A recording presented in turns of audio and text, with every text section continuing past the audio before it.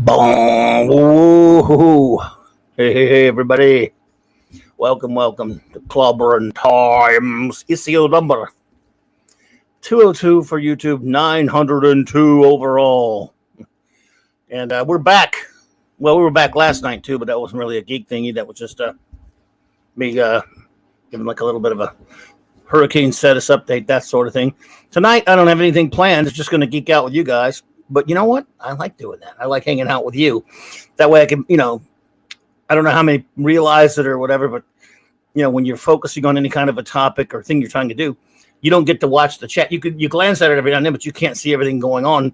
So never think I'm ignoring you. I see when I do see it, I can't address it because it breaks up the flow or you have someone else talking and whatnot. So I don't really get a chance to just talk to you guys that much.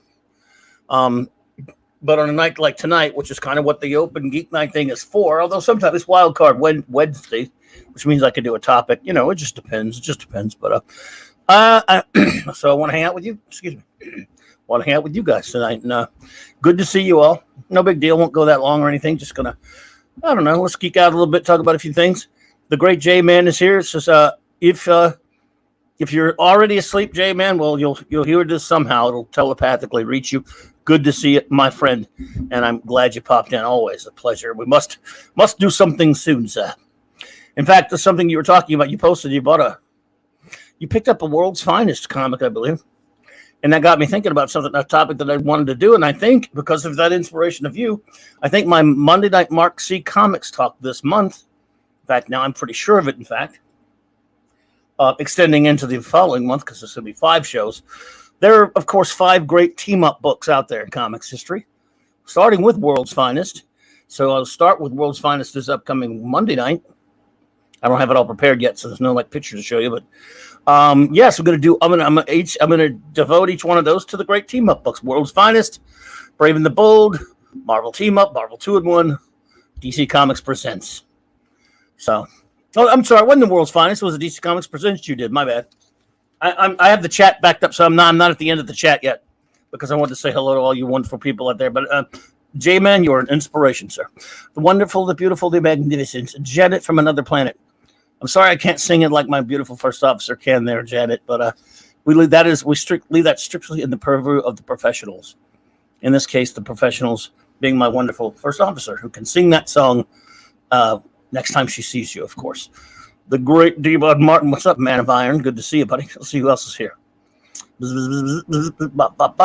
Another beautiful lady. I tell you what, I'm just blessed. I have not only do I have the greatest, first officer in the fleet happens to be, my beautiful friend Raquel, but wonderful, beautiful ladies always show up to hang out with us, and I appreciate that so much.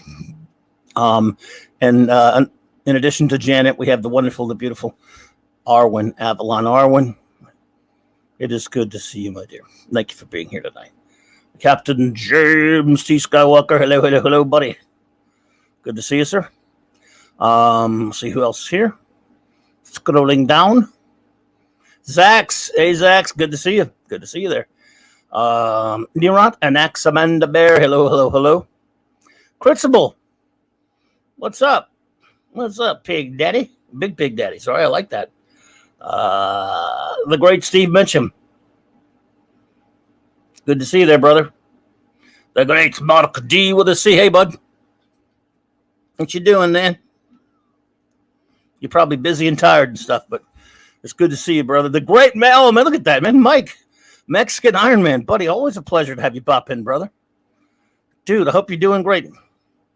One of these days, you got to come on here and hang out and talk some comics. I know you're a Green Lantern fan, amongst other things. Yeah, he's Mexican Iron Man, but he could easily be Mexican Green Lantern too. Oh, thanks, Jay, man. Cool, buddy. I appreciate that. Yeah, I'm looking forward. You helped inspire that topic. I want to thank you. See here, I'm scooting down the Drusif. Hello there. Good to see you. Thanks for popping in there. Well, Jay, man, if you take care, brother. Good to see you.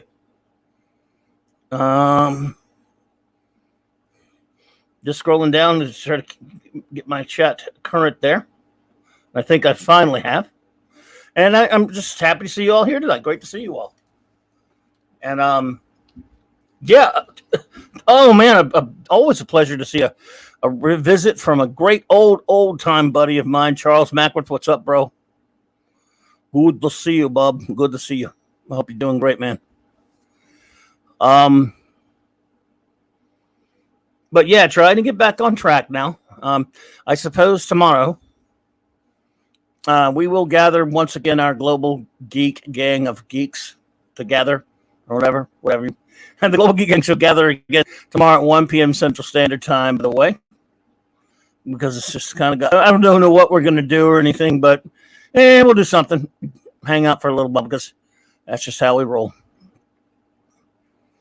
And of course, as always, just really, really looking forward to Saturday. You all have, along with, of course, my magnificent first officer, you've all made, Saturday nights. You've helped us all to make Saturday nights fantastic. And we both have such a good time, Raquel and I, and you guys really, you're just amazing. The great Eric K. What's up, Bronze Surfer? Good to see you, brother. Kal-El 48. Hey, Cal. I'm all good there, Raquel. Thank you very much. I appreciate you checking on that, bro. Means a lot, man. It means a lot to me, all of you. I really do appreciate that. Catman, a.k.a. Dee Myers, what's up? My good friend Steve Mitchum says, I'm glad that you and your family are okay. Claude has been posting grumpy old man stuff all day, so he's back to normal. Yes, nothing new about his grumpy old man crap. So, he might even be here. Chris Persia, master of all that is rich Canadian. My friend, it is a pleasure, sir. Always great to see you, buddy. I really appreciate you. I appreciate all of you being here. It is just amazing. So I'm trying to get my chats not current yet. It takes me a while because I hold it back sometimes so I can see everyone. Yes, indeed. So, but anyway, Saturday night is all right for a fight, and it's also all right for Saturday Night Star Trek. We have 4 more episodes of Star Trek: The Next Generation Season 2, and it has just been, like I said, it has been so much fun. Hey there, the comic relief crusader. Great to see you, my friend. And so, yes, again, as always, just the highlight of our week is Saturday Night Star Trek. Number one, and I just have a terrific time. You're all just sensational. We really appreciate what you do for us on Saturday night. It is just so much fun. Joe Jobber, what's up, brother? Great to see you, bud. And I didn't get a chance to do proper shout-outs because I did not get a chance to do the show Monday night.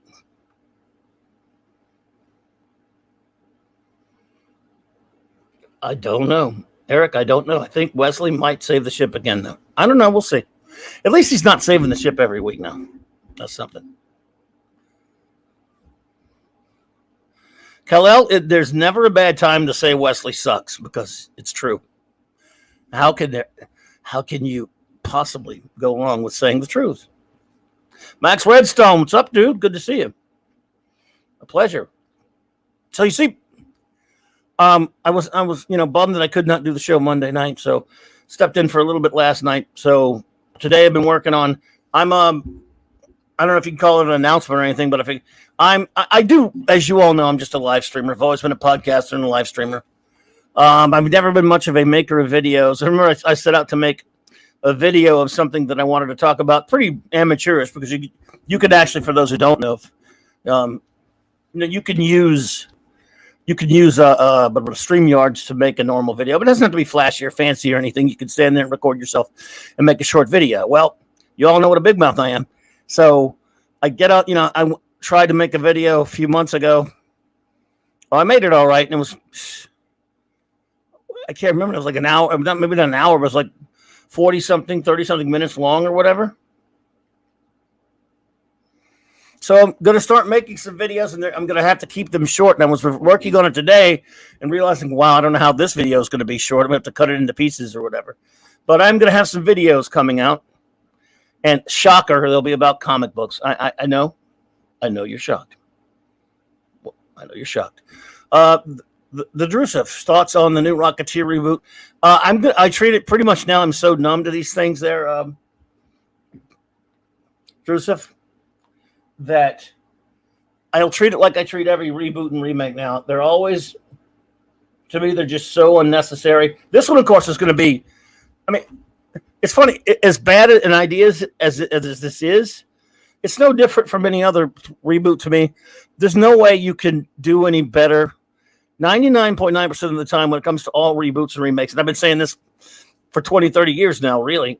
So it's nothing new. This will be bad, but even if it wasn't modern Hollywood, let's say it wasn't modern Hollywood bad. It was just, and it wasn't filled with all kinds of agenda and all kind of crap, which it will be. Just saying. Even if it's not that, it's going to be bad because when you remake something, at least that is beloved, that is good, is, well, you know, fill in the blank. Name something that you really love that has been remade. You could chop off one of my hands, and I'll have plenty of fingers left to count the quote-unquote remakes, just a film alone, that I even like. Even like. The great Eric K., thank you for the super chat, brother. Clobby loved Wesley right up until he got into a relationship with that beautiful Ashley Judd. Well, who wouldn't be jealous of that? I mean, come on. Back then, she was young, but to be fair, I was young back then too, relatively speaking. And she was, yeah. Well, it really went well for Ashley Judd because she got out of there. They kind of phased her out, but she maybe phased herself. But the thing about those remakes are just not. I mean, most of the time, if you can look. I'm going to make a list right now, an impromptu list of all the remakes that I like, that I can stand, that I tolerate. You ready? Because this ain't going to take long, folks. I'm just talking about movies right now. Movies. I kind of liked Invasion of the Body Snatchers from the 70s, the one with Leonard Nimoy and Donald Sutherland. I don't really think it's as good as the one with Kevin McCarthy, but I thought it was an okay film. I really love John Carpenter's The Thing. And no disrespect to Howard Hawks' original, Thing from Another World, but at least John Carpenter's The Thing was more of along the lines of an adaptation of the actual story. There was a short story, Who Goes There, and it's just a great, great film. You want to hear the next remake that I'm really excited about, that I really love? You ready for the next one? Well, you're going to be waiting a long time.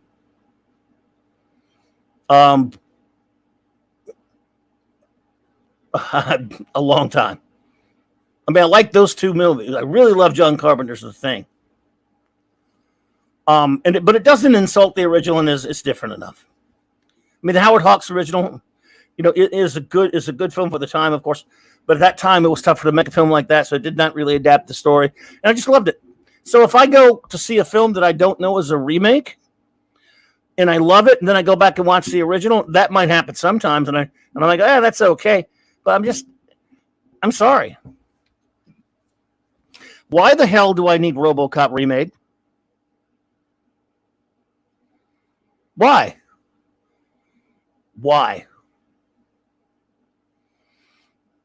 No, I'm not looking forward to a remake of Cinderella. Hey, Tim Hayes, good to see you, my friend. No, I'm afraid not there, buddy. Well, Kurt Russell, is pretty much a god, Janet. The guy.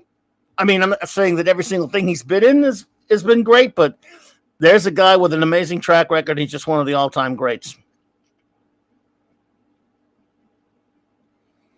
But let's see here.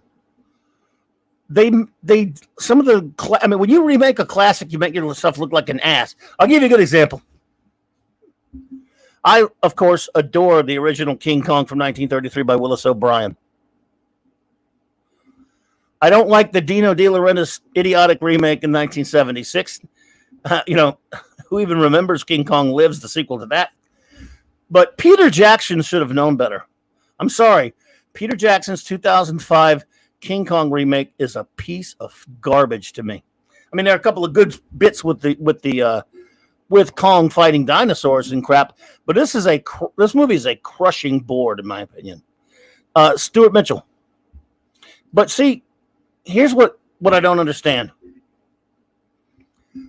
I used to actually want to write movies and stuff and write film. It just never was anything I pursued much. I used to want to, though. So I had a lot of friends also who were aspiring or filmmakers. And so I've thought a lot about writing films and stuff like that. And here's something that as anything close to an artist that I don't understand. Peter Jackson claimed to be a big fan of the Willis O'Brien original King Kong film from 1938. 33, sorry. So, and how are you a fan of something if you want to? Then he goes from, I'm a big fan of it, so I've always wanted to remake it. Those two things don't follow to me. Obviously, everybody's different. I get that. I don't understand the mentality that says in one sentence, hey, I really love fill in the blank, whatever classic film it is. And then if I ever get to make movies, I'm going to remake it. I love Peter Jackson's Lord of the Rings stuff. Don't get me wrong. But I'm like, what? Well, it's the original trilogy he did, not the Hobbit stuff. But I'm going, wait a minute. You love it, but you want to remake it. That doesn't make any sense to me. Sorry. Maybe I'm the thicko here. I'm like, let's see, the Pacino version of Scarface was actually a remake. Yeah, and you know what? The thing is, that's a remake, but in fairness, it remade a film that not a lot of people remembered. And, look, was it Cecil B. DeMille remade his own film in the Ten Commandments. And yes, not in a situation like that, when you remade a film from that early of an era, most people remember the 56 version of Ten Commandments, and I think rightly so. There are slight exceptions. And yes, the Pacino Scarface Dreyfus, Drusip was seen by an entire generation and embraced by one that didn't really know that it was a remake. Sometimes you can get by with that. However, a remake of Casablanca, for example, which they tried to make they did a TV movie and tried to make a TV series. That's ridiculous. They did a TV movie remake of It's a Wonderful Life with a gender swap. Yes, Marlo Thomas played George Bailey. I forgot. She wasn't George, but Arwen. Yeah, no more. I'm already there. We don't need no RoboCops. It's just so stupid. But some films are just too classic. Janet, but how about a remake? A remake of Rabbit Test? Again, there's a good point to that, Janet, because if you remake something that kind of blew under the radar and not a lot of people really remember that much, and then you do something memorable with it, I mean, who knows how that could work out. Gojatron, welcome. Good to see you. Yeah, like what Steve Mitchum says. Kurt Russell, take away Tombstone, Stargate, Escape from New York, Big Trouble in Little China, Escape from New York Guardians 2. Yeah, Los Angeles, L.A. The Thing, and what do you have? Well, let's see. You have Elvis. He played a great Elvis in the TV movie miniseries thing he did. You have the Computer Wore 10 Issues as Dexter Riley. Let's see what else. Actually, I like Soldier a lot with Kurt Russell. Yeah, I mean, and he was even in Guardians of the Galaxy 2, which he was kind of entertaining in. And you can say what you want about the film, but but for the most part, I mean, okay, there's a handful of remakes that are all right. 99.9% of the time, though. I mean, just Larry, good to see you.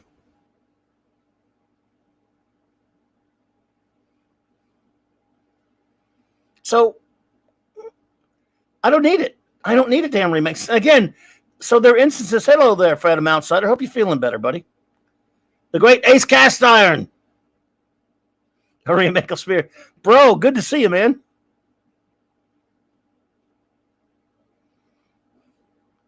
Yeah, the Computer Wore Tennis Shoes. What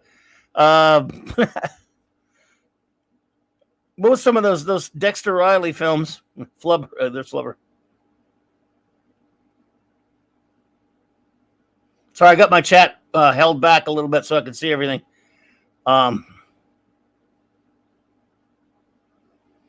actually really liked Soldier the second time I saw it. Some like to connect Soldier to Blade Runner, don't they? That stupid 2000 remake of Planet of the Apes by Tim Burton is a piece of filth. Put it to you this way: if we made a comprehensive list of remakes that are absolute trash and the ones that are kind of decent, and then the ones that are even better than their original, I'm thinking you're going to get like maybe a handful of ones that people will concede, okay, that's a little bit better. Then you might get 3 or 4 more that go, yeah, that was at least kind of okay. But 99% of them don't make you forget the original. And I'm with goes to trying, every remake of classic TV is garbage from hell. Tim Burton's Apes was a piece of trash, though. And Rise of the Planet of the Apes, when they made that many, many years later, I at least thought was kind of an okay film, but it was almost like they were kind of, in some ways, they were actually hearkening back to the original film, and they were trying to sort of shoehorn that into the continuity of the original films. You got to understand something here, though. I'm what they call from an apophile from way back. In other words, the Planet of the Apes films and the whole Planet of the Apes craze of the late 60s and early 70s was big to me. I just love them. Apollonius Minion, good to see you, my dear. The original Planet of the Apes from 1968, with Charlton Heston is in my top 5 all-time favorite films. After that, it gets a little spotty. Beneath has its faults. Escape is really good with a terribly implausible premise, but I love it. Conquest even has some good stuff in it, especially Ricardo Montalban. And sorry, Battle from the Planet of the Apes is bad, but you got the Planet of the Apes cartoon, which is more based on Monkey Planet, but still it's kind of nice. Doug Wildey, who created Johnny Quest, made that cartoon. You have the Planet of the Apes TV series, which was underrated, which I love it. And, Marvel actually did some good Planet of the Apes comics in their black and white Planet of the Apes magazine of the time. So I'm an ape freak. I don't need to see Tim Burton screw around with it with his. Ugh.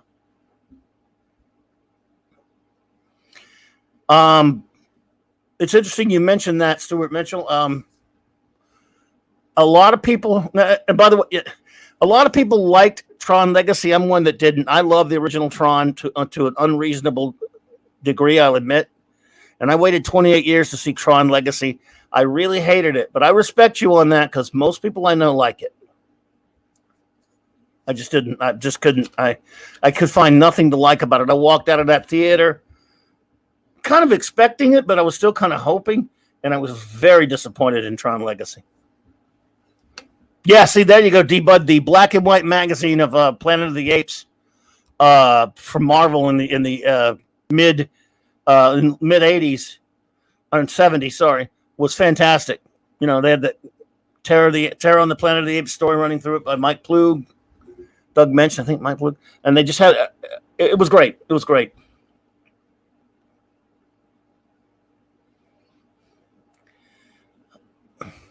If remakes honor the originals, things might work out better.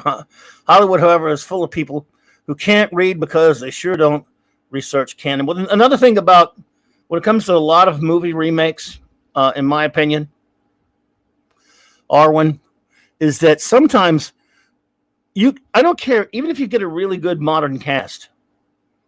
If this is a true classic of a film, for example, you're going to remake Casablanca, and can anyone be Humphrey Bogart? What actor would you want to put in that position? David Soul, which they did. No, it's not fair to any actor to have to play Rick. It's not. You name the film. I mean, just name. Can anyone really be George Bailey? At least with that stupid TV movie remake of It's a Wonderful Life, Called It Happened One Christmas or whatever. Well, they did a gender swap because at the time it was stupid, but Marlo Thomas was a big name in TV at the time. And yes, he went Mr. Phil Donahue. That's Phil Donahue's Mrs. Marlo Thomas. Anyway, Marlowe, at least they figured no one can be Jimmy Stewart. I mean, it's ridiculous to recast a Jimmy Stewart role at that point. So in their stupid early 70s wasted TV movie remake of It's a Wonderful Life, they just made it a girl who made it a woman. And they put the late great Wayne Rogers in that one. Thank you for the $10 super chat, Eric. You're too kind, buddy. I am waiting for the remake of Predator. Bree Dutch, Leslie Jones. Yeah, Bree Dutch. Bree is Dutch. Leslie Jones, Dylan. Rosie O'Donnell is General Phillips. Melissa McCarthy. Blaine Kristen. Kristen Stewart. Billy Kristen. Wig Hawkins. Jesse Eisenberg. Anna Trons Revolt. What are you trying to do to me, man? You're trying to kill me here, buddy. But yeah, that would be pretty well. You know, there was a time, Eric K, when that would be just a joke, and you know what? We live in times where that could happen. That's the scary part, man. Hey, Valiant Renegade for 499. Thank you for that, my friend. I hope you're doing well. I hope you guys got power back or getting some semblance of normality back for you and your family, man. I hope so, buddy. Thank you for that, and I hope you didn't have too rough of a day there. I know you're dealing with all that aftermath, and as we talked last night, I know you guys were, still without power and water and stuff. I hope it's come back, but if it hasn't, man, I hope it's on the way soon, brother. Thank you for that. It's great to see you, man, and big best wishes to all you and all of our friends in that surrounding area, man.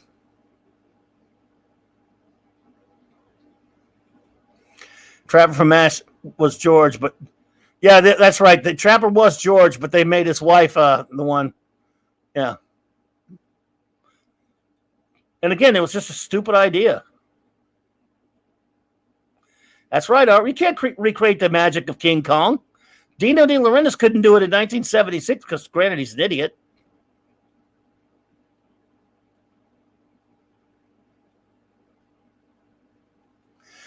The primates on Planet Terminal and Blake 7 were better than most non-Heston apes. Yes, they were. They were called Lynx, Max, by the way. I love that episode. I love Terminal's a great episode. Man, one day we'll have to talk some Blake 7, Max, because I love it, brother. And I never get a chance to talk enough Blake 7 around here. Avon lives indeed, bro. Let's see here. My chat is backed up a little bit, folks, so I miss some stuff sometimes. Oh, there we go. That's true, Larry. Edward G. Robinson was almost Dr. Zaius. Maurice Evans was brilliant, though. But,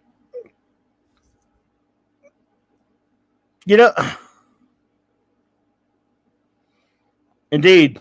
I wonder if Servalan was just saying that. How would she know? Cutter Spurzer says, another Flash Gordon was full of cheesy goodness and Queen producing, etc. See, the thing is, some things aren't remakes. For example, if they were to make, they would probably make a really crappy one.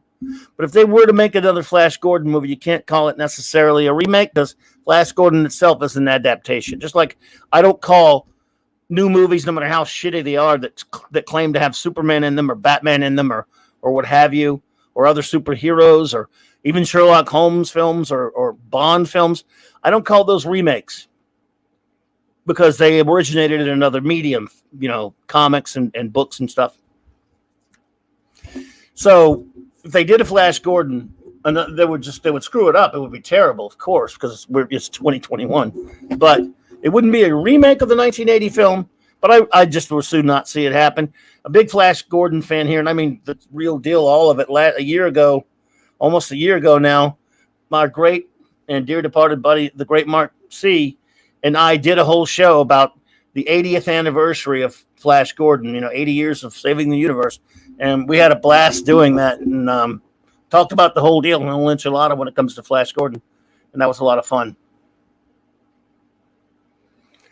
But remakes, there's some of them I can't do it. I can't even watch them anymore. I mean, there's some that I've out of morbid curiosity for whatever, I've looked at a remake here and there, and I'm always sorry that I did. I will never touch the Fright Night remake. You can't talk me into it. Fright Night, such a great movie. Yeah, I know. Everyone goes, well, David Tennant. I love David Tennant. Sorry, he ain't. I'm not interested. I would never touch a RoboCop remake. I've already got it right there. Okay, if I want to watch RoboCop, even the second one, which a lot of people don't like, I liked it. But the original is one of the greatest movies ever made. So is Fright Night, and so a lot of these other. I don't need a remake. I've got it right there. Now, I know the one thing we may be safe from is Back to the Future remake, but could you imagine? I thought, there was a time I thought we'd be safe from a Ghostbusters remake. Arwen, welcome to Fright Night. And then that great pause. For real.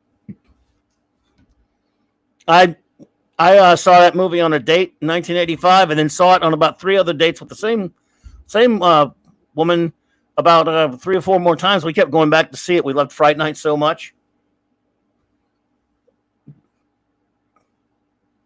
And just not a big horror guy personally. I know that's unpopular because a lot of people love horror films. And I'm not a big not big too much on vampire movies, but it's easily one of my all-time favorite vampire movies. I guess, oh, you're so cool, Brewster. You don't want to know what happened to that actor. Stephen Jeffries, the kid who played Evil Ed.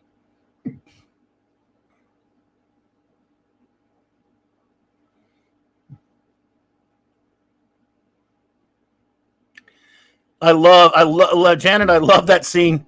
Again, as I said, the scene when Roddy McDowall was brilliant in that film, but so was Chris Sarandon. And that scene when they walk in there, I can't even. Nobody. Who played him in that stupid remake? Colin Farrell.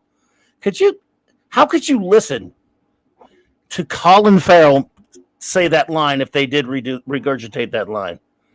Welcome to Fright Night, and then he holds up got that finger. For real. What a great villain.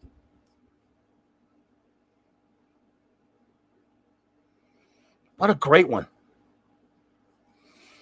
I can't even look. Fright Night 2 was not very good, but at least it had, Roddy McDowall and William Ragsdale, but Jesus. There are other films that I can't even, like, I've heard people say things like they should recast Indiana Jones. And the common pick is Chris Pratt and all this stuff. I like Chris Pratt. I can't do it. Whatever else Harrison Ford might be in real life and some kind of an arse, this is only one guy that could be Indiana Jones. And I've felt this way. For example, when you take characters that are largely created by actors and writers, but by actors. And what I mean by that is when an actor is the first one to originate a character from scratch, along with the creators who wrote him, whether it's the Star Trek characters on television, whether it's a character like Han Solo or Luke Skywalker or Indiana Jones, characters that originate, from conception of a writer and a creator with an actor. No one else can play that character.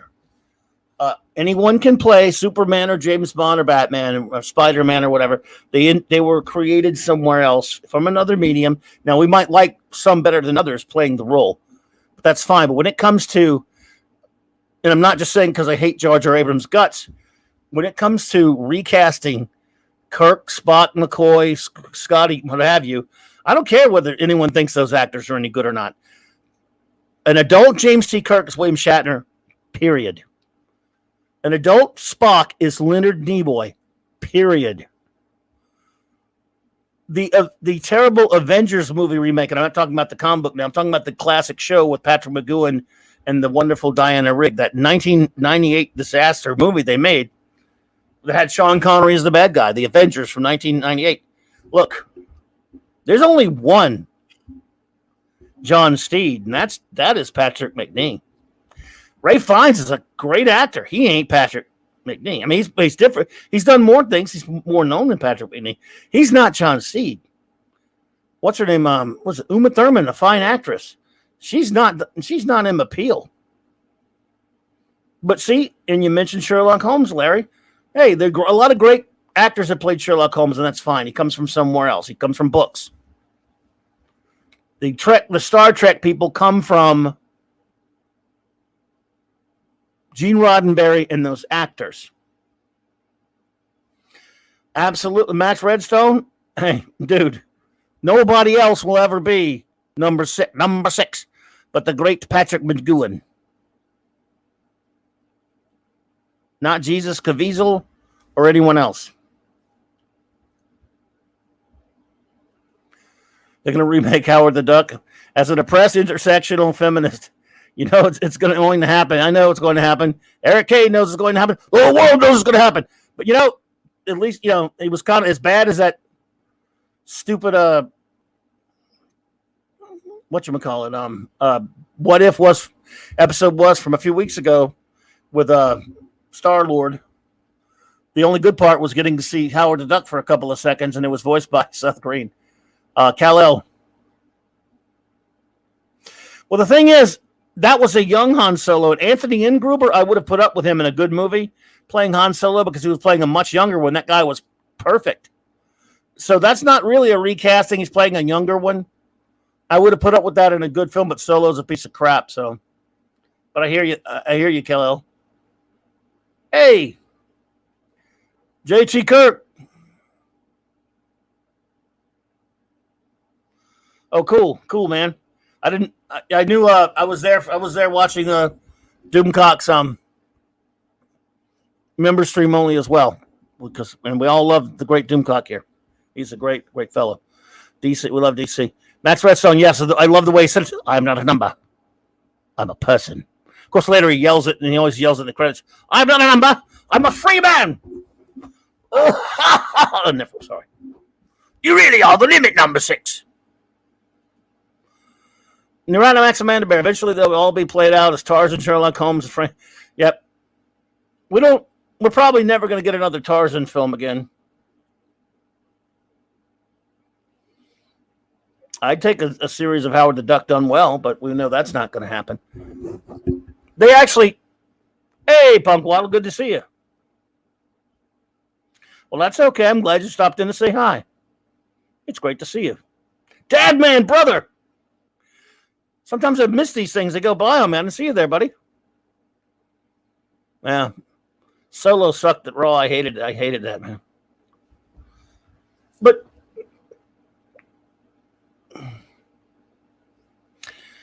yes, that's one. The Prisoner.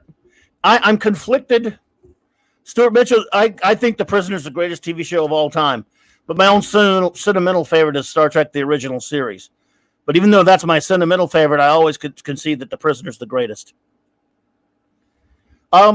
It's contradictory, I know, but what can you do?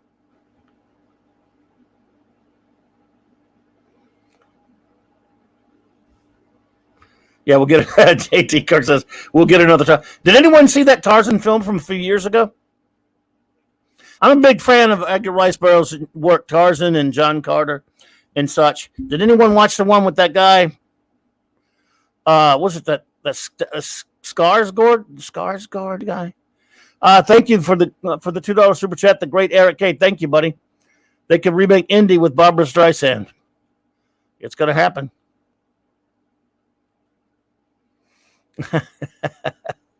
Yep. Larry, they did indeed review every episode of The Prisoner. Absolutely, and I'm a big fan of both of those guys. Yep. Absolutely. I became a fan of The Prisoner. I always read things about it and never got a chance to see it often until around 1985 when our local PBS affiliate finally picked it up. And when I was living in New Orleans at the time.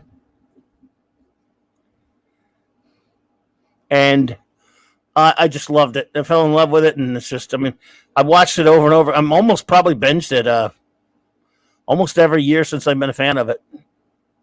And that's since 1985. So.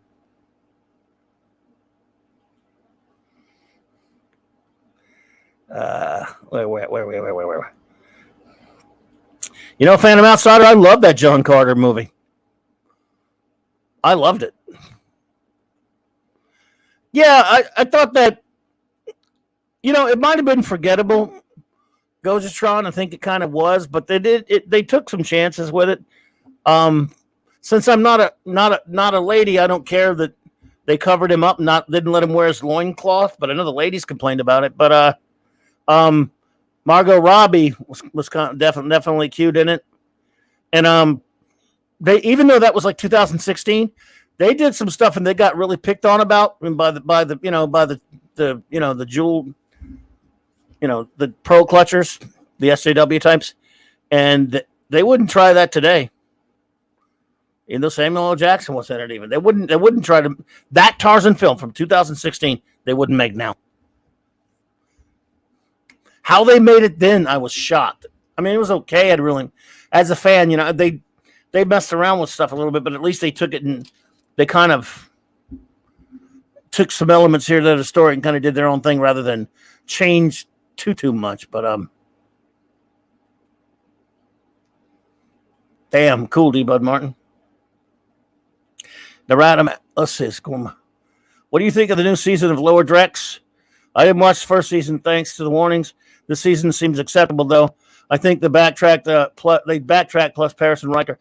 I have not, since I hate all the bad reboot filth and had to stop. And I've tortured myself a bit by watching too much of STD for it that any sane person should do, Nirat. And I watched all of Picard season 1. That's how smart I am. And hate that crap so much that I've not bothered. I think I watched the first 10 minutes of the first Lower Decks. And if anyone likes it, that's fine. I can't. And I'll tell you one thing about that. A cartoon based on Trek, spoofing it and making fun of it might be fine if we lived in an era where the main Star Trek shows were not filth and they were at least if they were at least real Trek and not fake AirSats Trek, then I would go. I would be able to cut them some slack and say, yeah, you can make a show that kind of spoofs Star Trek, but they haven't earned it. Bad Reboot has not earned, in my opinion, any slack at all where they could make a show for the lighthearted and fun, because they can't make real Trek. So I have no interest in them making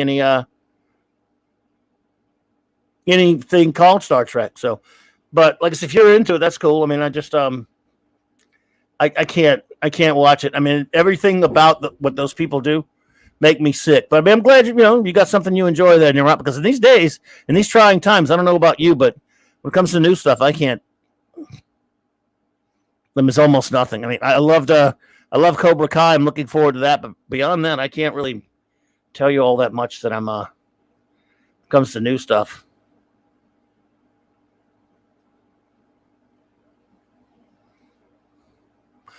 But I hear you. But like I said, I think if we were at a point where they were making, decent Trek, even if I did, and here's the thing, like I say, if they were making a show that I considered to be legit Trek canon and yet I didn't like it much, I would still respect it. When they make something that is not only this antithetical to Star Trek, that is absolutely made for by people who hate Star Trek, but if they were just making something that I didn't think was very good, but it was still Trek, I would have be a little more well disposed to a parody type cartoon or anything like that. But let's see. There was a computer game release in the early '90s called Indiana Jones and the Fate of Atlantis, an amazing game. Too bad it wasn't the fourth ending. Oh, I've heard some things about that, but I've never. And I don't think I ever played it though. Kind of wish they'd make an animated Galaxy Quest with the same character. Well, I loved Galaxy Quest. I don't know if you can go back to it now after so long. They planned a sequel at some point, but I don't know. I don't know if they could go back to that. But why not? Give it a shot at least. Yeah. Well, I love the Orville. So I've been waiting. We've been waiting way too damn long for the Orville, Captain James T. Skywalker. So I'm with you. I hope it happens soon. Phantom Outsider. Man, this thing, by the way, I apologize for missing a lot of stuff, but I can't. It moves by so fast on me, and it jumps up, and if I don't stop it, When I'm trying to, I apologize, folks, that it moves so fast on me. Outsider, if they promoted John Carter of Mars as the action hero, it should have been called John Carter of Mars, exactly. The influence for Star Wars, and it was the influence for Star Wars and Star Trek and all those things. Yeah, it would have done so much well. It was the 100th anniversary. It took 100 years to get a John Carter film. Tim Allen loves it. Well, I'm game. Look, I'm game for another Galaxy Quest.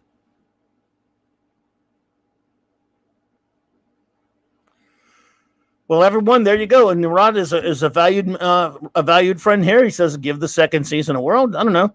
Maybe they fired some people who are matured, but it's promising. Well, there you go. There you go.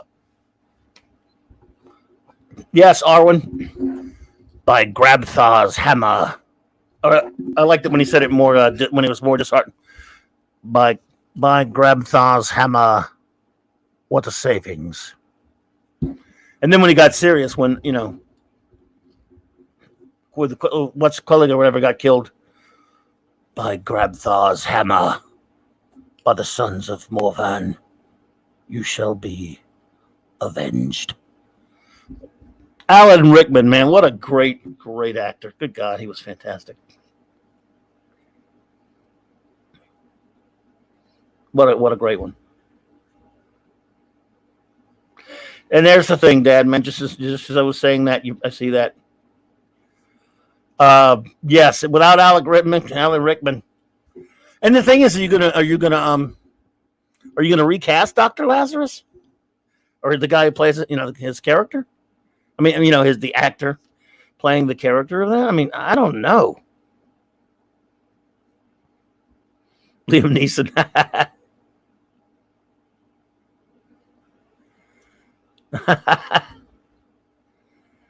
Yeah, I don't know what you can do now. It's such a shame. He was brilliant.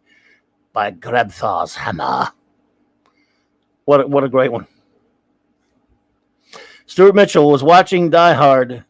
Well, Die Hard's one of the greats. That's another one. You remake that, and just they're insane. It's funny. You ever watch the Discount Die Hard, or the Discount John McClane film, The Last Boy Scout? I've seen it many times, and the other day, just for the hell of it, needed to sit back and watch something, and I actually watched that again. Now, he's not really John McClane. The movie's just goofy fun, though.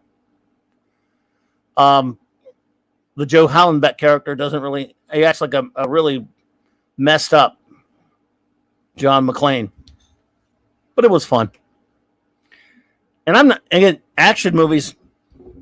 I don't watch just any old action movie, too. They have to have a good character.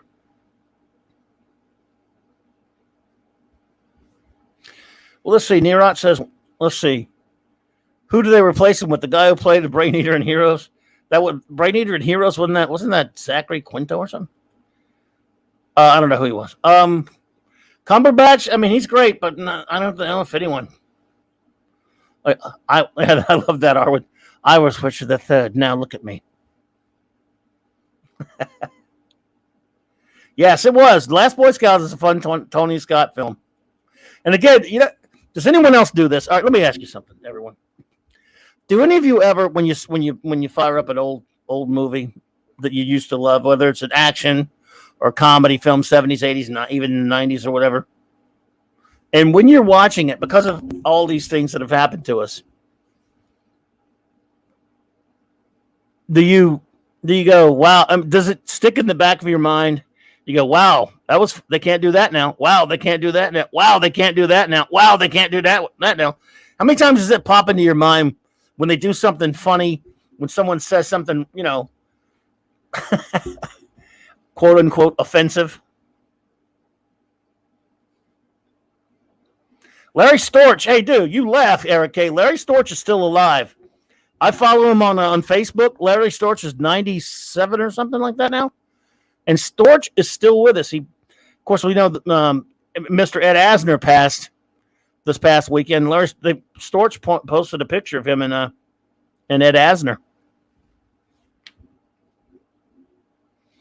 Touch me again, I'll kill you.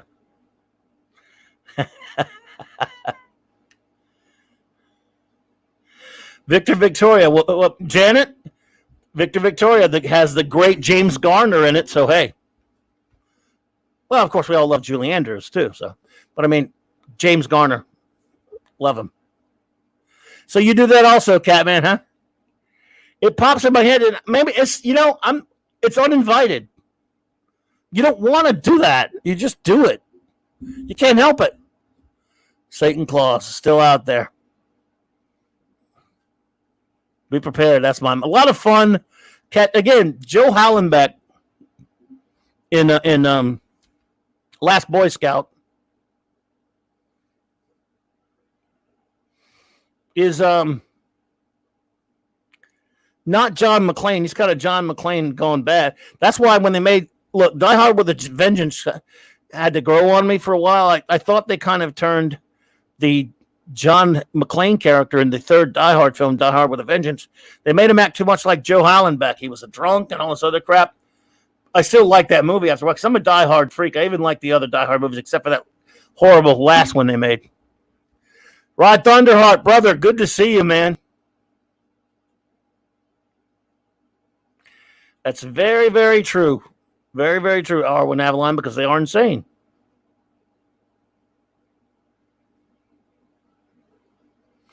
Always a pleasure to see you there. And yes, Deep Roy would make a fabulous. I think, didn't Deep pass, Max? Deep Roy, man, that dude has been at that. Dude, he was on Doctor Who and Blake 7, and wasn't he one of the Star Wars? A couple of Deep Roy was in a lot of stuff. The Clute on Doctor Who. Yeah. Oh dear. We could be playing the game of Rassilon at this very moment. Your tone doesn't inspire much confidence, Doctor. I take it we are not expected to win. Now it's making me want to go watch The Five Doctors. Oh, Deep Roy passed? Oh, damn. I don't know. Oh, he didn't. Okay. I just thought he did. I wasn't sure. Oh, he didn't. Okay. Well, good. I think I saw him at Pensacon one year. Or Dragon Con, or maybe both. No, I wasn't saying he was gone, Arwen. I don't know why I thought it. Oh, he's still alive. And he has been in everything. He was Yoda's stand-in. Sorry, Arwen. I don't know what. You know how, look, it's terrible, but sometimes, have you ever heard about an actor passing and you go, I didn't know that person was still alive? And you don't mean it in a bad way. So I don't mean it in a bad way. I am tickled. I'm absolutely thrilled that Deep Roy is with us, and I love him, and I hope he's with us for another 100,000 years. So, the Clute. I'm sorry. Arwood, I gave you a fright. I'm so sorry. I'm just glad you know who Deep Roy is, because a lot of people don't. I mean, he didn't actually exactly have much of a speaking role in just about anything I could ever remember. He was on Doctor Who, The Talons of Wing Chang. What the talons of Wing Chang? Shred your flat. And then it was in on a Blake 7 episode, Gambit. And then, well, all kind of other stuff. There you go, Max. Winner! This gallant sporting gentleman shall challenge the Clute at speed chess. I love that episode. Remember, Hallenbeck took a bullet for a president, a stand-in president. Lost his career by slapping down a pervy senator. That's right. I watched it again the other day, but I've watched it many times. I saw it in the theater. The funniest thing about that movie to me, Phantom, is that stupid but irresistible opening theme song by, what was it, the guy, by, oh my God, Glenn, Eagles singer. Why am I forgetting his name? I suck. The song was Friday night's a great night for football, because of course they couldn't call it Monday Night Football, By Glenn, Eagles, or Glenn Fry. Thank you, God. Yeah, Glenn Fry, I believe. Man, that song is that opening song of that film,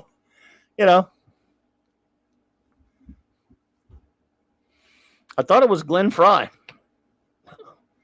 I don't know. Maybe it was Don Henley. It was somebody. Go watch. You could probably find the opening theme somewhere. The opening theme to the Last Boy Scout.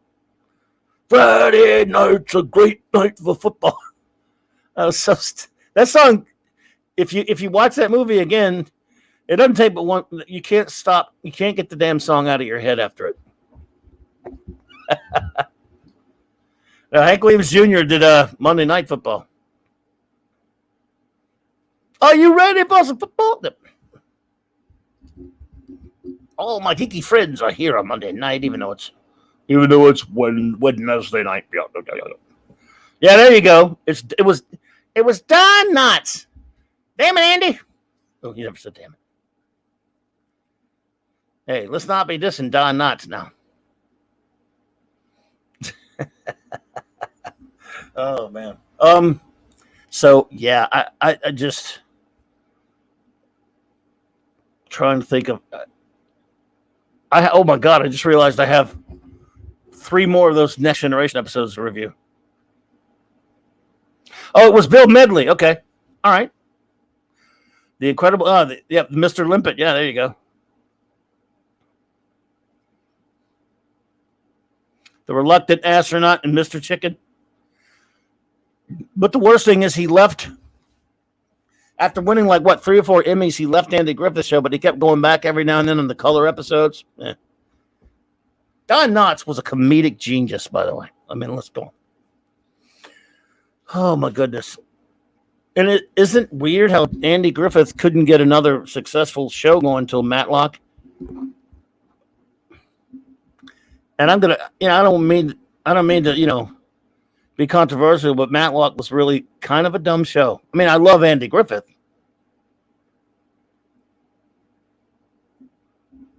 Highly enlightened position. Apple Dumpling Gang, yeah.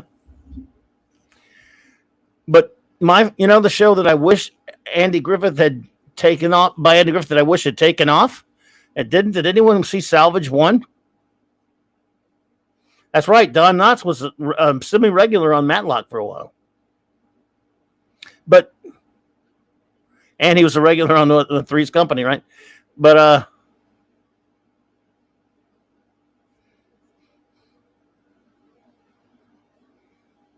yeah, well, there you go. Knotts started accepting offers because he thought he had to. And he was a big name. He had some Emmys under his belt, I loved Salvage 1, though. Didn't last long. That was a lot of fun.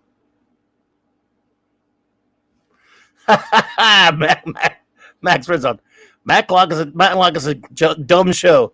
Great, Clobby. Every senior citizen is going to hate. Well, here's the thing about that, and you're absolutely right, Max. All right. Every episode, think about Matlock. I mean, look, it's no different from the Perry Mason premise. It's a little bit different. Every episode, somebody, a murder is committed. See, on Columbo, it's different.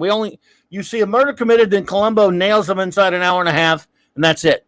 But on Matlock, and I know Perry Mason and others too, you have a murder committed, someone who is blamed and is innocent, and Matlock gets them off and then gets somebody else on the hook for the murder in an hour. Was it a 90-minute show? I think it was an hour. So in an hour, I mean, we all know that murder trials go on forever. They go on for years and years and years, but every Matlock episode must take place in a time bubble, because no time passes at all.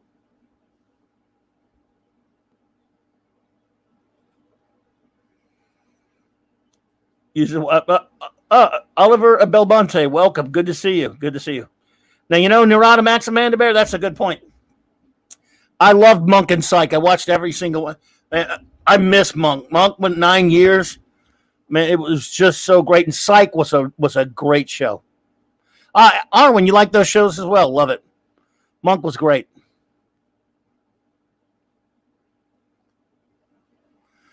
I would pay to see Jessica Fletcher be the killer in an episode of that. Yeah. Well, I love Andy Griffith, so Matlock is fun to watch. But yeah. One of the most fun things about Psych, Arwen, and Neuron was I love that opening theme song, and it was funny all the different variations they had on the Psych theme song. That was such a fun show.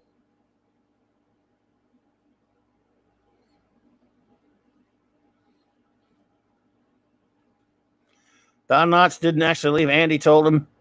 He said, "Hey, come on, Barn." The show was ending and film contract. They could say, yeah.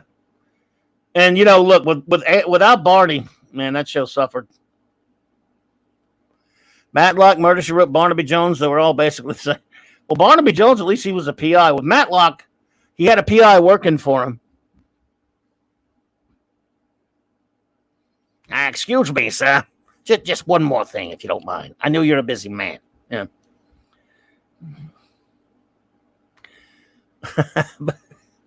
Hey, I love the shows. Psych lasted.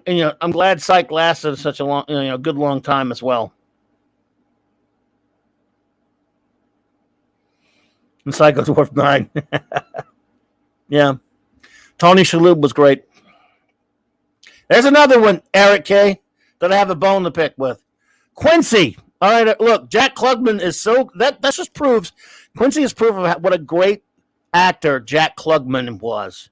Because he's not a cop, but he's solving all these murders. He's the freaking coroner. And in every episode, he goes, "It was murder, Sam. It was murder." Look, dude, what are you doing? Solving murders. You're just supposed to I don't know. Oh, yes, in Santa Barbara. Yeah, that's right.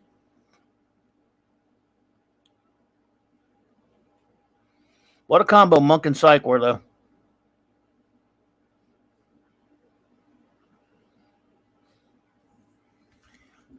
Did everyone think there should have at least been an episode or two where Columbo got in a shootout or a car chase like Starsky and Hutch? I'm kidding. I'm kidding. Totally kidding. Not at all. Womp, womp, womp, womp, womp. Yep.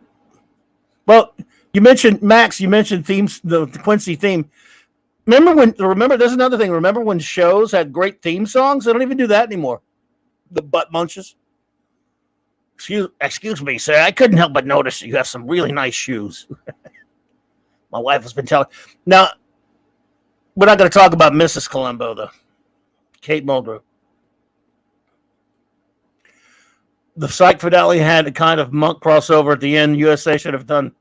Did it really? Well, I've never seen the finale yet. I'm about like 15 episodes away from seeing the end of Psych. I saw the end of Monk, though. Yep. Two guys are good, meaning Jack Klugman and Tony Randall. We talked about remakes earlier. And I know it's from a play by Neil Simon play, but the Odd Couple film with Walter Matthau and Jack Lemmon is fantastic. And you would think no one would ever be able to play those characters because they're so great. But I got to admit, Jack Klugman and Tony Randall, and that show was a pretty good fun show. They were pretty damn good. Theme songs, man. Bum, bum, bum, bum, bum, bum. Remember the beginning of the Twilight Zone movie in 1983 where Dan Aykroyd and was it James Brooks were doing, you want to play TV theme songs? And then we I need to look, I know Paulie's not listening at the moment. I need to get Paulie to do a TV theme songs karaoke. I already told him that. Yeah, themes of emergency. SWAT. Emergency's not coming to me at the moment, but SWAT I remember was anyway. Mike posted a lot of great songs. Wonder Woman's a great one. All the world is waiting for you. And the magic that you do. Wait. Sorry, everyone. I didn't mean to do that. Wait, I think I remember Julie London and Linda Carter. I actually loved the first season Monk theme. And at first, the Randy Newman one seemed kind of weird to me, but I got used to the Randy Newman one as well. But people used to bitch about that. Yep, SWAT was a great theme song. We used to have this game, by the way. A buddy of mine, one time at like 5 or 6 in the morning, when we were driving home. I'm not going to say from where, but he was kind of wasted. I don't drink, of course. I was doing the driving. For some reason, we used to keep telling each other, "Hey, eat a bag of shit." And so we started playing the TV theme songs game. You know, you go, well, whatever. And someone had to guess it. But instead of, I came up with this stupid idea. And it's weird because he was the one that was drunk. That I would sing the song with the words, eat a bag of shit. Like, for example, if it were MASH, I go, no, I can not MASH. What would be one? Like Three's Company. What's the song? Like Star Trek. It was for Star Trek. I'd be go, eat a bag of shit. You do that, whatever the theme was, or if it was Bonanza, eat a bag of shit, eat a bag of shit. And you'd have to guess it, and it made it tougher to guess. And that's really ridiculous, by the way. But that's how great theme songs were. It did have one, Shazam. It's like bum ba bum bum bum bum bum. Yeah. Anyway, you can't sing that one. Hulk is a great one. See, you can't do anything like on the old venue I had. You could do that kind of stuff. I could play, whole theme songs and stuff. You can't do that over on YouTube. You get in trouble.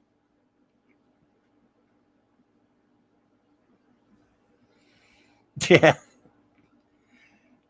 And the MASH theme, of course, it's a great theme. I love the MASH movie, and that theme, if you think about it, it's pretty disturbing. The words to the MASH theme, the lyrics to it, are damn disturbing.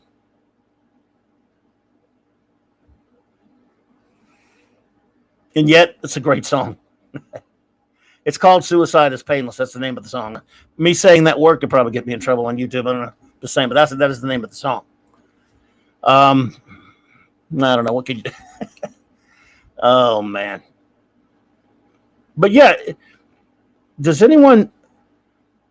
I hardly watch any new stuff, but you know how now they just start out at something, they don't really have they don't do a theme at all? Or very few shows do that? Hey there, Tim's Talk. Good to see you, buddy. Great to see you there. Roy Clark on The Odd Couple playing... What the hell? I got to see that. Yes, Taxi theme song is great. Barney Miller's a great one too. But shows, that was just a thing. A show had an opening theme with a bunch of, clips of the actors and stuff. I miss that. I miss the Welcome Back Kotter one. Welcome back. Your dreams were your ticket. I love that show. Yeah, the Hunter theme. And then at the end, I don't know. Was it just the first season where Hunter at the end of his theme, he got "Works for Me"?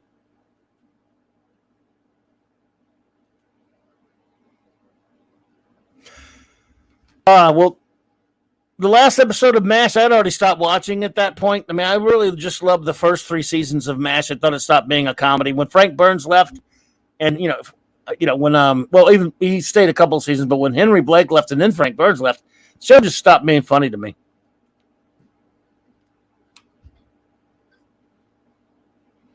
Oh, that's right. STD does a 10-minute opening theme. They need to have one that long to get to 52 producers and writers last.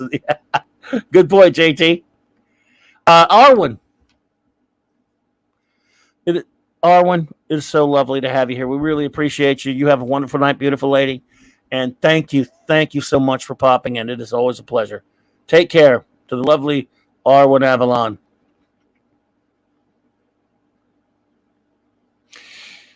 Well, did you watch After MASH? Because I can't remember the theme to that one.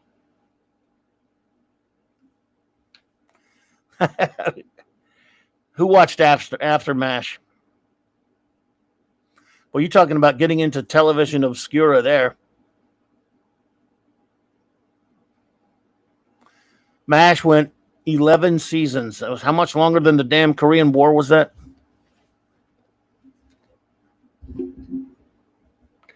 Ah, yes. Yes, WKRP, great show.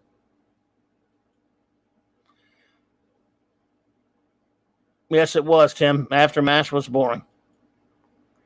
You're at WKRP in Cincinnati. That was a great show, though. I love that show. Now there's nothing. Nothing worthwhile. I mean, I love Cobra Kai, but it doesn't have a theme song. And maybe they make new stuff that have them. I don't know, but I don't really.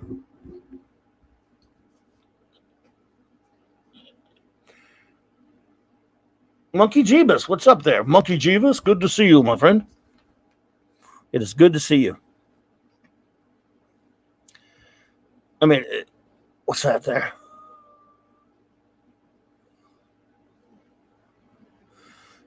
You know, Phantom Outsider, I almost missed that one.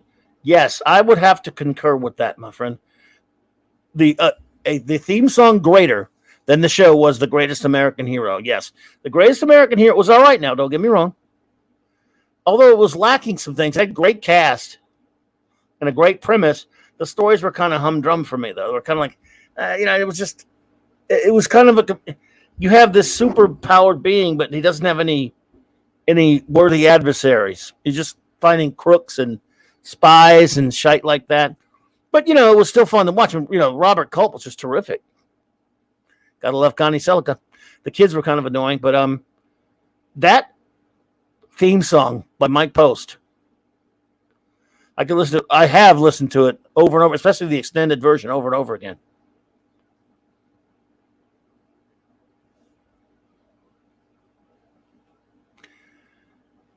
It works for me. Was that after the first season, Chris, or what? Yeah, see, Barney Miller was a great thing. That was a great show. Barney Miller was a great show. The greatest spaghetti western American hero. Well, it's Clint Eastwood, obviously, isn't it? So the Korean War was 3 years, but technically it is still on. Yeah. It was 3 years, but they had like 8 Christmas episodes, didn't they? There you go. A-Team, man.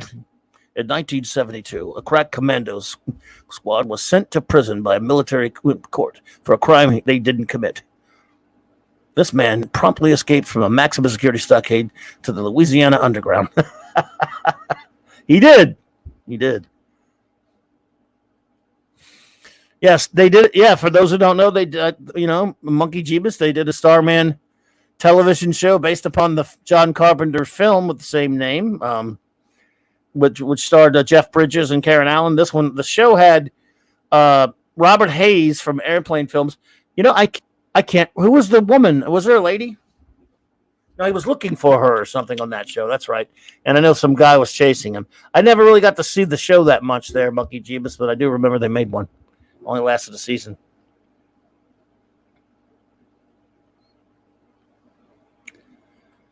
Oh man! Wow.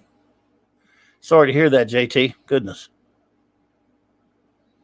So that was only in the first season.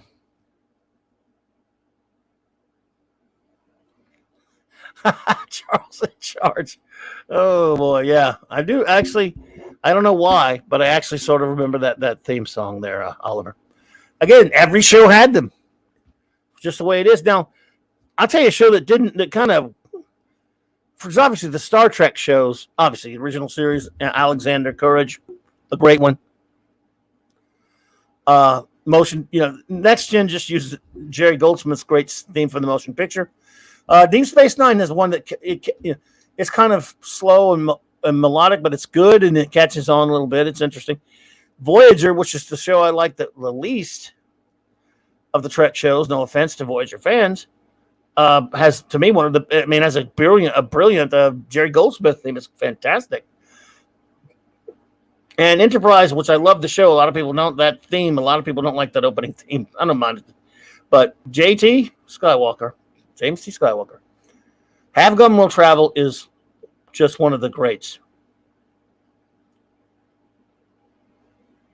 One of the greats by Johnny Western. I've gone, will travel, reads the card of a man. A night without armor and a savage land. I wish Ace Cast Iron were here. Ace, I don't know if you're still here, brother, because he and I used to sing that song all the time. And he could actually sing. Unlike me, he's a great singer.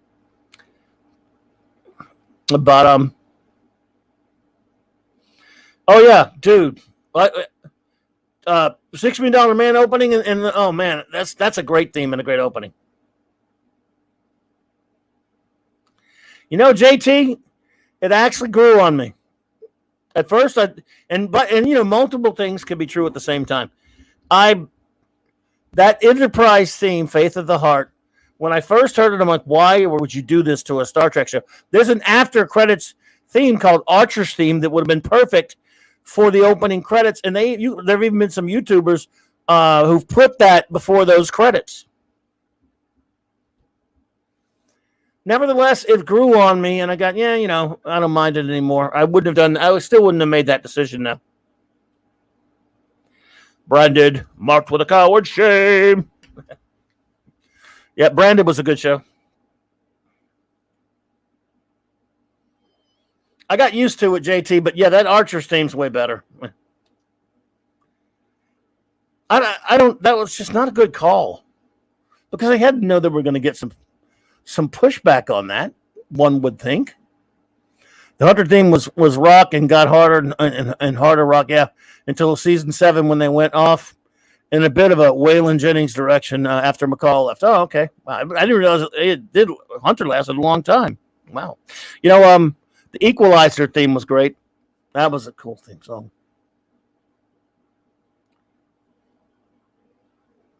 But there's so many great ones. Some of the best music's from TV stuff.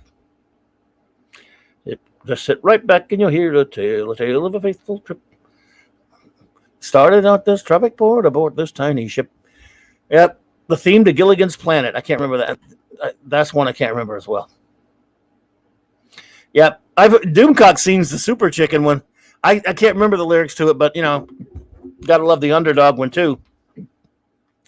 Speed of lightning, roar of thunder, fighting all who rob or plunder. I love Underdog. Edward Woodward was the only Equalizer. Look, Denzel Washington is a great actor and all that stuff. Those movies, they're just called The Equalizer. They're nothing to do with it.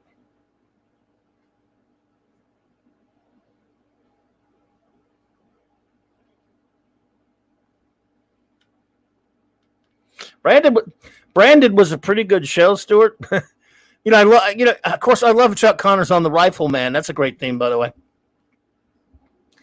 And there's Steve doing the F Troop theme. The end of the Civil War was near when quite the a hero sneezes abruptly sees retreat and preserves it to victory. That was great. But yeah, Dukes of Hazzard there, Diamond, of course. But for those who never saw Branded, the story's told in the song. All that one man died in Bitter Creek, and they say he ran away. You have this 9-foot tall, super big, gigantic, athletic guy in Chuck Connors. He's accused of abandoning his fellow warriors at a battle at Bitter Creek. They say he ran away, and he's branded. And the opening credits. It only lasted 2 years, but the opening credits since the 60s after Rifleman.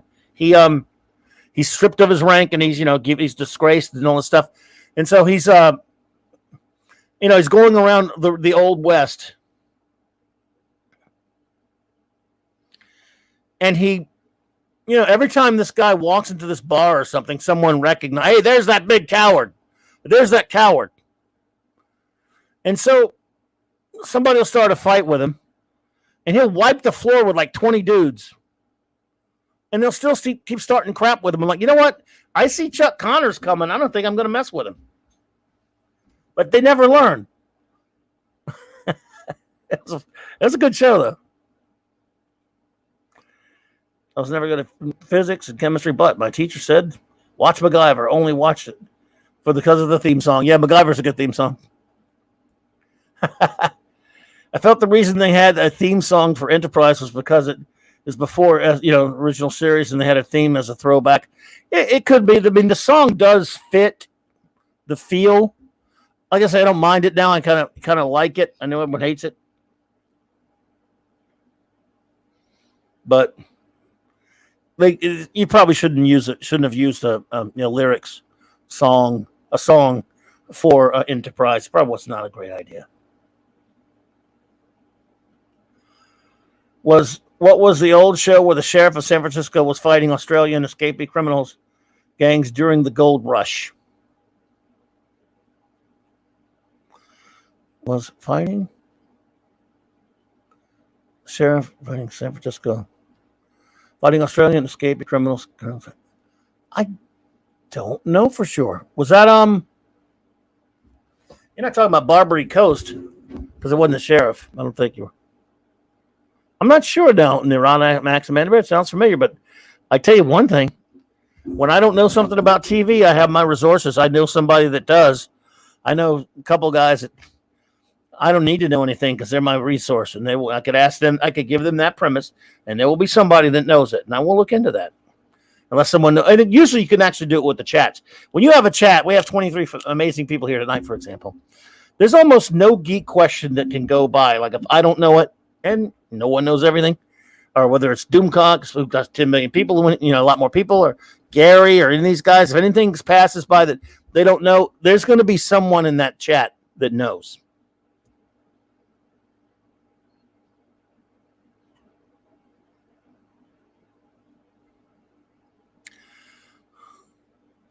Oh, what happened, Mark? Did with the sea? Never seen water pouring in that fast. You have water pouring in, dude? Jesus, you got bad weather there or what?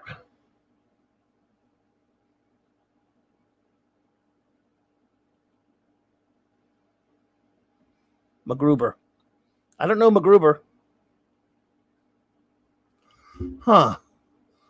You all right there, Mark Deep? Dude. Yeah, I remember the theme, the Hardcastle and McCormick. Oh, yeah. Wow.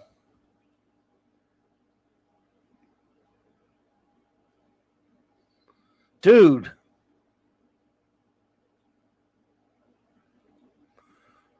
No, the cast of SCD showed up and started acting, a.k.a.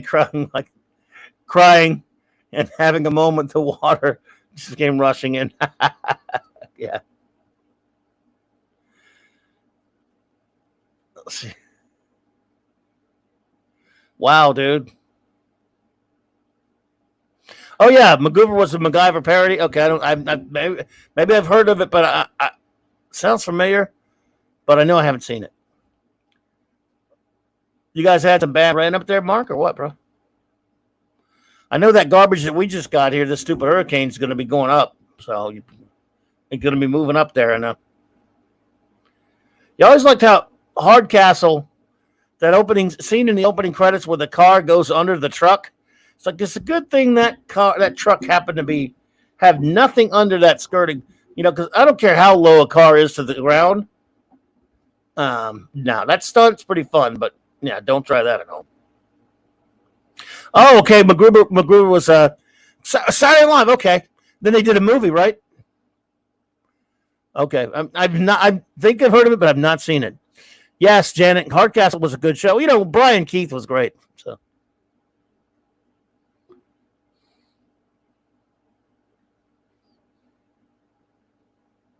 Yeah, they're getting those remnants.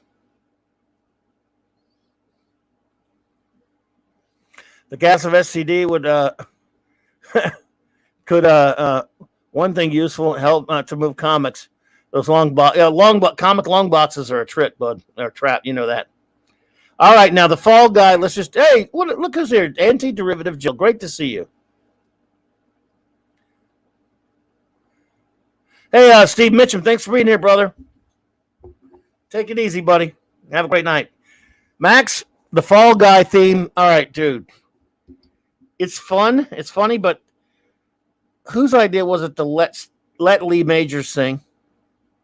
Blah, blah, the card, kiss and tell, but I've been seen with Farrah. It's true, I hire my body help pay. Hey. I can't sing that song without singing all the stupid, twisted versions that I made up that would get me in trouble on YouTube. But that show was goofy, ridiculous fun. But Jesus Christ. Lee Majors. I guess when you're that big of a star, you can sing on your damn TV show all you want.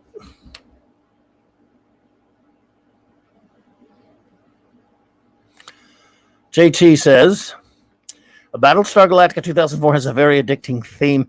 Those repetitious rhythms just stick in your head. And well, I've never heard it. I love the Stu Phillips original because I love the old Battlestar Galactica from 2000. I mean, from 1978, and I do love the Stu Phillips version.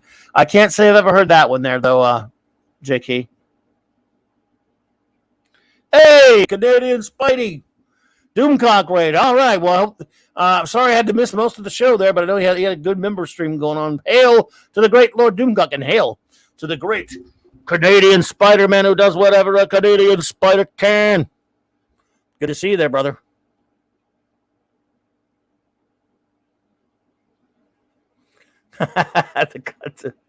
Oh, my goodness. Oh, boy. Lee Majors. Well, there's the worst song. Yeah, thank you, Captain James C. Skywalker, because that, I was about to say, as bad as his, it's fun bad. The Fall Guy show theme is fun bad. His song in the $6 Million Man episode that introduced the Bionic Woman, that JB love song, was one of the worst. I mean, it's it almost takes you out of a pretty good episode because you just laughed.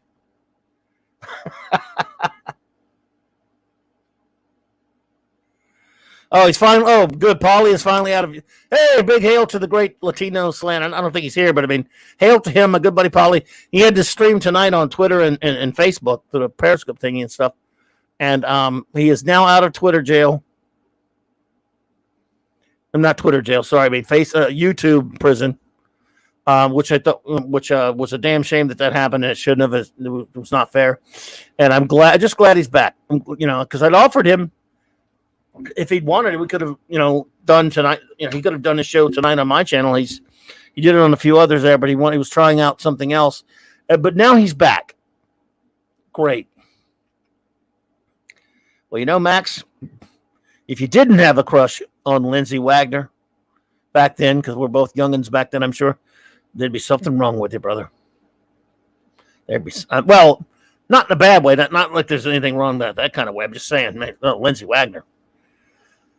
Yeah, I mean, look, the Bionic Woman show, let's just be honest. The show wasn't all that great. We didn't care. It was okay. I liked it. I watched it, but, it was Lindsay.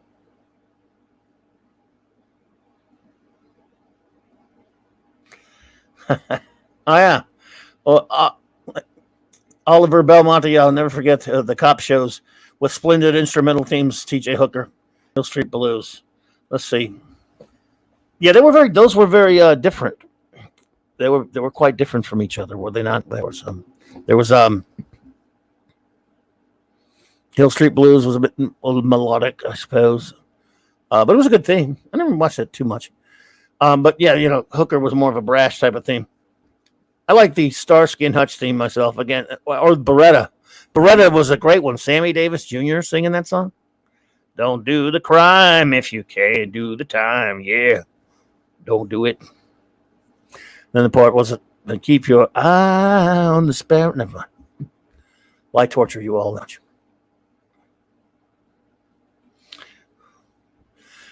Lindsay Wagner was kind of has a kind of crazy look at her eyes in these pics on Google.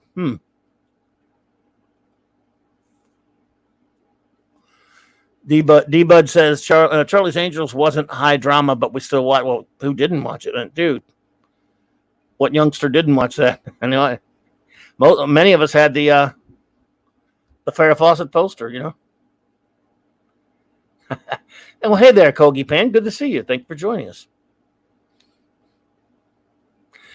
Max Redstone, Stephen Bochco, every time he thinks he's lived down Cop Rock, somebody mentions it, even in a YouTube stream, and keeps the pain alive, just as you just did. Yeah, Starsky and Hutch is not the only one that started out with a different theme. Magnum has a great classic theme. The first 6, 8, 9 episodes of Magnum, whatever it was, had a completely different theme. Have you watched those first few episodes, first 5, 6 episodes of Magnum, whatever, lately? Because that other one just became so omnipresent. I mean, when you think of Magnum, you think of that theme song, which is a great one. Magnum was a great show, I thought. But when you go back and you want to like start watching it from the beginning, a few years back, I think it was on I don't know, it was either on, I think it was Netflix, whatever it was, and I went back and started watching some of the originals, and it had a completely different theme song. But I think Lalo Schifrin did it. The guy who did one of the greatest theme songs ever of Mission Impossible.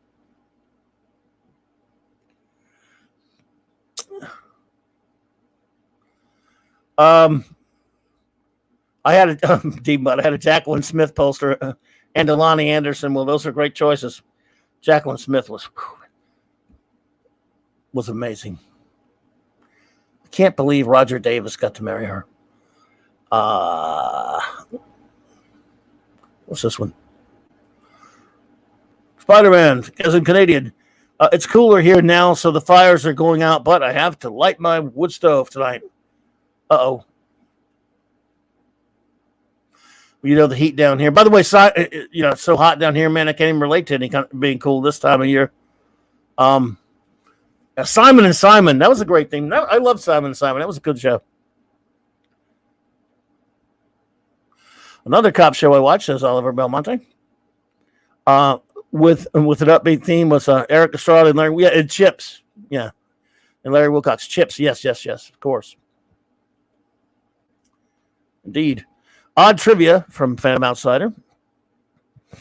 Executives weren't sure about airing The Fall Guy after hearing Lee Majors recording the theme. Yeah. Oh, they weren't sure. I'm sorry. Airing The Fall Guy after hearing Lee Majors recording the theme, they were on board. Wow.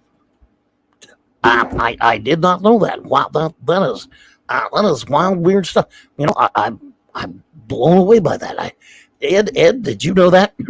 Oh no, magnificent one! I did not know that. Oh, I my goodness, that is something. That is wild stuff. I get away with that because Steve's not here. Sorry.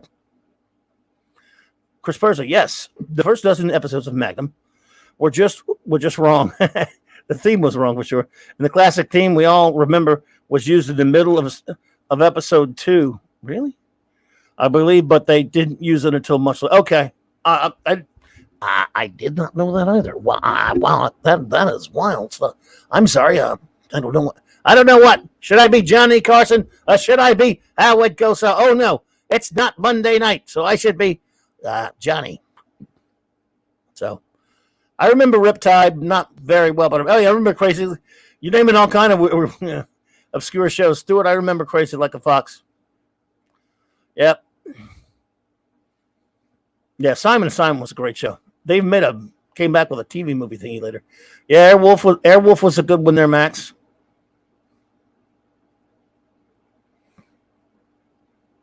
Yeah, Michael Vincent. Oh, crap. Oh, my. Let's see here. Well, Blue Thunder, Monkey Jeebus, didn't last nearly as long, of course, as you well know, as Airwolf. But the TV show, the movie, I like the movie of Blue Thunder. I got a buddy of mine that loved that TV show. James Farentino played him in the movie.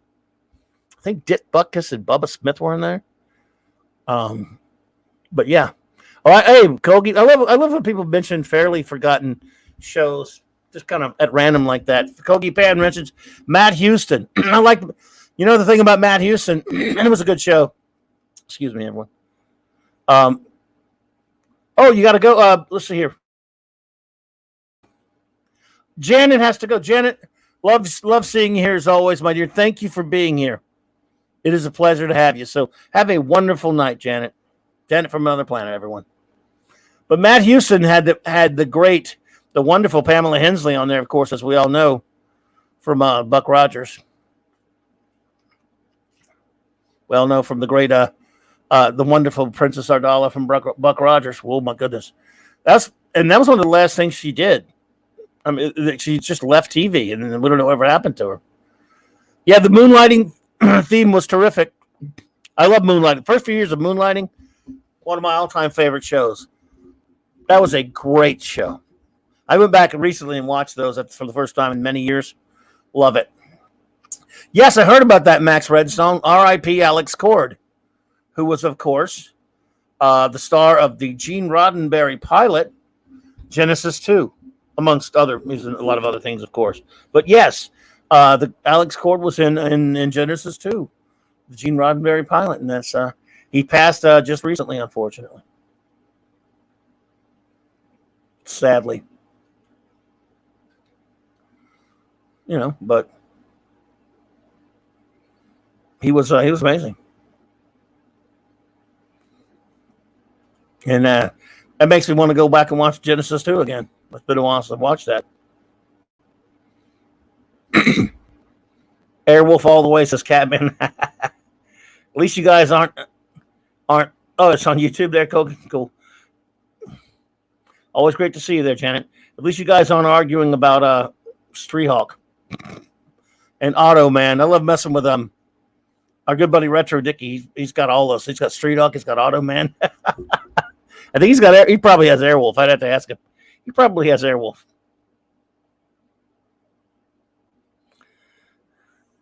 Hey there. MVP Max Von Priestley. By the way, my new friend MVP there, Max Von Priestley, has a channel. He's just growing, everyone. He's just starting out. He's a great guy. I got to sit in and hang out with him on my great buddy Nick Weiser's comic show this past Friday, and I look forward to talking to him again. He has, like I said, he has a channel, and there's a link in my description below, which I will fetch. And I will hope that many of you, all of you, will go check it out and subscribe. Let me find it there, Max. I was not prepared, but it's in my description below. But I also have it. I got to find. There we go. Oh, I found it. Okay, so I can put the link in there. There we go. And there is the link in the chat there. Please go subscribe to Max's channel if you would, for me, my friends. Let's see. We'll get back to Max's question here. Max, I have not. I actually, the other night when I was the only one, I was the dork on that panel. I had not read. For those who don't know, Max and a few others were on Nick's channel reviewing the new issue of Superman 78. Which I intended to pick up, and we had the hurricane stuff, all the stuff going on. I didn't get a chance to go grab it. I had someone put it. A buddy of mine put it in his slot, in his his folder thing there for me to go grab when I get a chance. So I have, Max, until let's see, a few months back was the first time I set foot in a comic shop in over like 6-8 months. And that was, for me, that's unheard of because there's so little. I just did it for the hell of it. And I didn't even go look for anything or buy anything. There was one comic I was looking for, I think. So I have not bought a new comic aside from two of them in the past year. And those two comics are Justice League Infinity number 1 and 2. I bought those. And I also bought the Green Arrow 80th anniversary special they did, and I haven't had a chance to read that yet. I only bought it because a friend of mine read it and approved it, said it was okay, and it didn't have a lot of modern filth in it. Today it just came out the Aquaman 80th anniversary. Oh, thank you, Eric. I appreciate that, brother. And you got some folks here already subbed there, MVP. The Aquaman 80th anniversary. I have a friend of mine looking at that as we speak for me, so he's going to let me know whether it's worth it, because I kind of like, sometimes I'll get these anniversary issues. It just depends. But I don't blame you for waiting for the trade on Superman 78 there, Captain James T. Skywalker. But I will tell you this. The distinguished panel from the other night on Nick's great channel, all of them were well disposed towards the first issue. It's only the first issue, of course. All I know is what I've seen of the art I'm not that super fond of. However, I'm willing to give the story a chance. I was, even if I had not sat with those illustrious gentlemen and listened to them talking about it, I was probably going to give the story a chance anyway. So I'm going to go pick it up one day this week, and I'll talk about it. Well, I might talk about it a little bit. I'm not going to review any new stuff anymore. But if I go on anyone else's show to talk about it, I will. Because I've got my plans. Like I say, I've been working on and we'll wrap up in a little bit here, folks. We don't mean to keep you guys that long. But I just love hanging out with you. Wish it was easier just to hang and talk with all you guys. We might have to do an open lines thing one of these days. But I've got some things in the planning, of course. As you know, tomorrow the Global Geek Gang will gather at 1 p.m. Central Standard Time. But I'm decided I'm going to start making some videos, and they will be about comics. And spoiler alert, they won't be about new comics. And I've pretty much, I had this. I've been trying to think, because look, it's good to make videos. All I've ever done is stream and podcast. But it's good to make content other than that. It's just like, as I mentioned at the outset of the show tonight, I tried to make a short video and ended up being like 40-something minutes because if I get on a topic or something I want to talk about, it's tough to make these short videos are really nice. It's tough to do those, but I finally figured out how to. And again, they're going to be very simple. You can do videos with StreamYards. I'm not very tech savvy. They're not going to be fancy or slickly produced videos. Well, thank you, Catman. I appreciate that, sir. So I was trying to think of what I could do that, and again, it may not work, man. No one may even care about it, but it's gonna I'm gonna do some short videos. I finally just the other day, I've been working with this idea that I kind of liked, and it was never thrilling me. It was never exactly sure. It was just like, there's a piece to the puzzle missing that I can't understand. It doesn't make me want to go out and do it. And then I think it was today, somehow, some way, that germ of an idea hit another one. They collided. And again, I'm not saying they'll be great videos. I don't know if anyone will care about them. But I came up with an idea that I really like. And that doesn't mean anything. You got to throw things against the wall. And you come up with the best, you think's the best idea ever, and someone else will, so we'll see. But I finally know what I want to do with the videos. And I want to do some short videos and stuff. Oh, well, Max, I'm sorry, man. I'll disappoint you then, because all I know how to do is turn on the StreamYards and record and show pictures. But it'll be about comics. And I've come up with an idea. Hey, that 70s rock fan, what's up there, brother? But I'm really excited about the idea. Now, of course, that doesn't mean it's going to be any good. But I do like, and again, and I just started working right before I was working on it all day, right before I started today. And I started doing what I always do, complicating it. And going, how am I going to fit this into 10 minutes? But I think, I'll get it worked out. And they're going to be short videos. Because we all like a good short video. I mean, I like to do a little bit of that. And of course, there'll be longer ones too, but,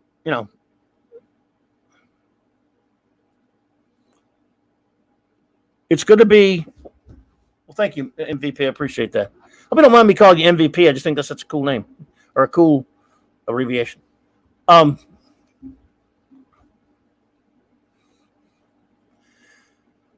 But it's just, I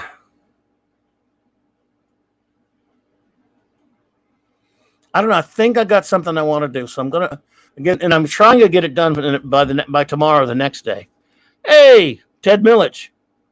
Well, I'm glad you dropped in, Ted. That's okay. We'll be done in a little bit anyway. But Ted, it's fantastic to see you pop in. I really appreciate it. Appreciate everyone popping in tonight. I really do. So it'll just be me being me with some pictures and stuff, but I got an idea that I think will work. So, yeah, that 70s, just a little love, just hanging out with I've been on for a little while now, just flying solo, just kind of talking to the gang here. Yeah.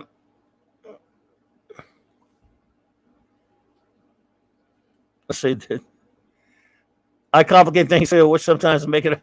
Yeah, I always complicate everything. Oh, man, I ruin everything. Darius, Bone Charleston, good to see you, my friend.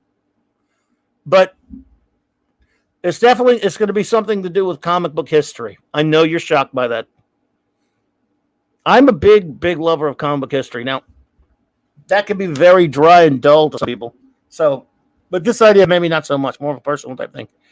But I love reading about it, and it's not going to be getting into the minutia or the inside baseball because I love reading about all the things that went on in the comic book industry in the Golden Age and the Silver Age and in the Bronze Age, which I love, the Bronze Age.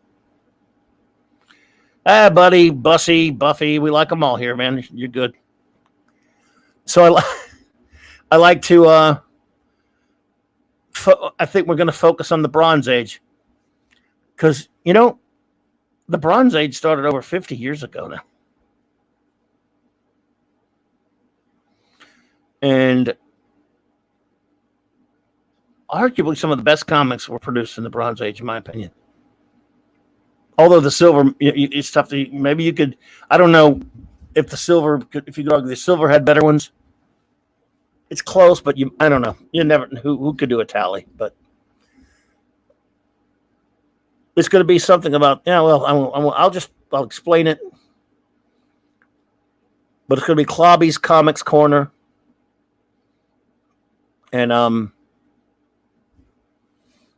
should I? Yeah, well, you'll see. I hope you'll see. I hope you'll at least see it, but I'm going to try to make them short. So even if they suck, you won't have to waste too much time. And they probably will. I'll probably take forever when I record these things, it takes me forever because I mess up 5 seconds.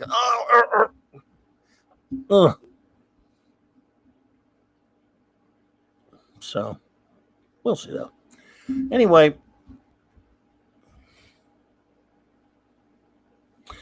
Yes, Glinzer, the Bronze Age is 1970 through 1985.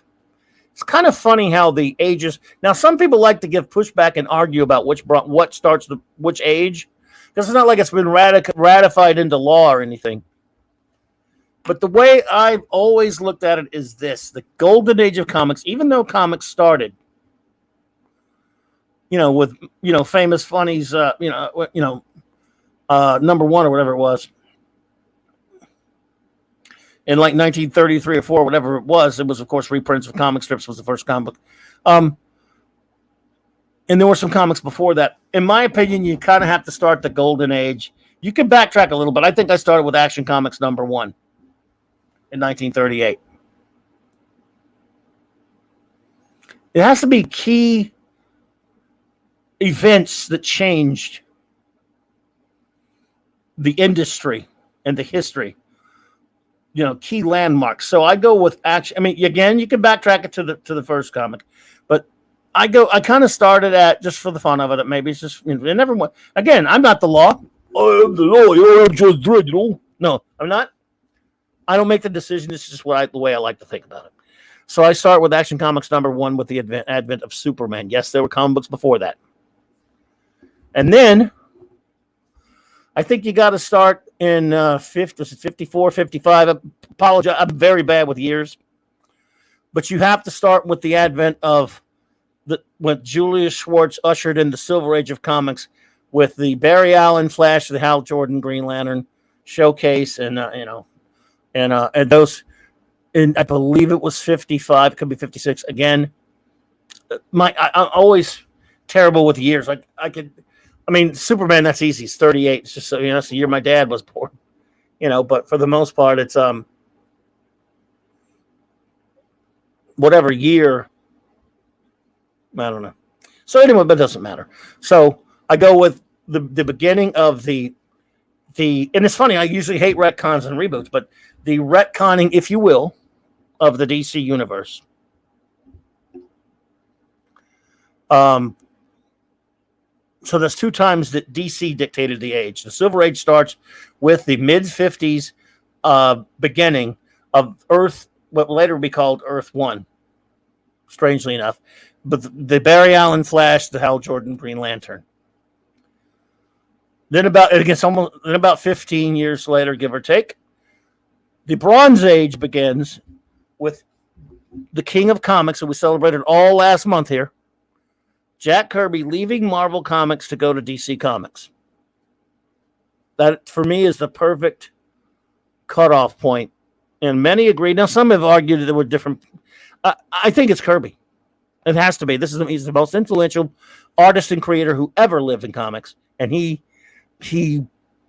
leaving Marvel, that was huge. To go to DC, their biggest competitor, bringing the fourth world there. So I started in 1970.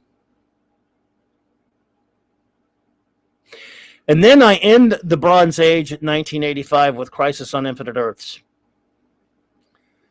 Leading into 1986, when you started out with, I don't like the John Byrne reboot of Superman, but many do. There are many people a lot younger than me.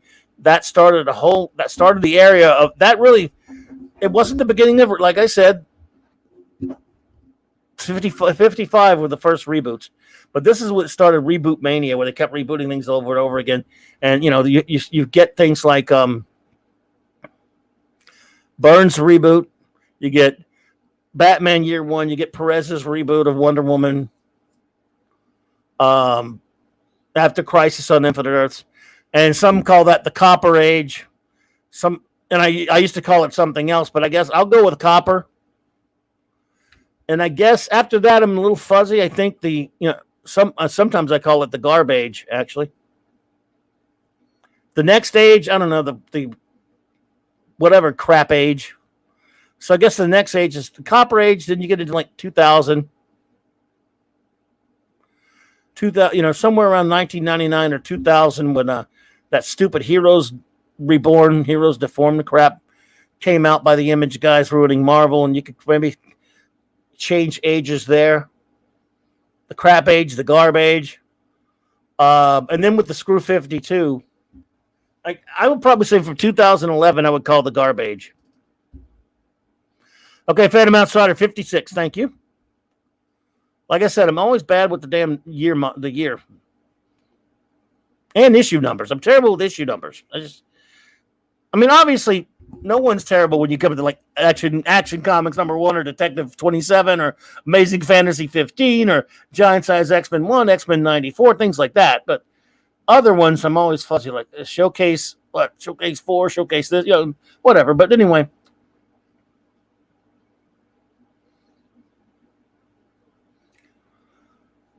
2011 started the Screw 52, which I despise and hate. So that's what I'm going to deem the garbage. We're in the garbage right now. Maybe the filth age, to be honest. But again, that's just an opinion. But for me, the best times of being a comic book fan and buyer, for me, have always been,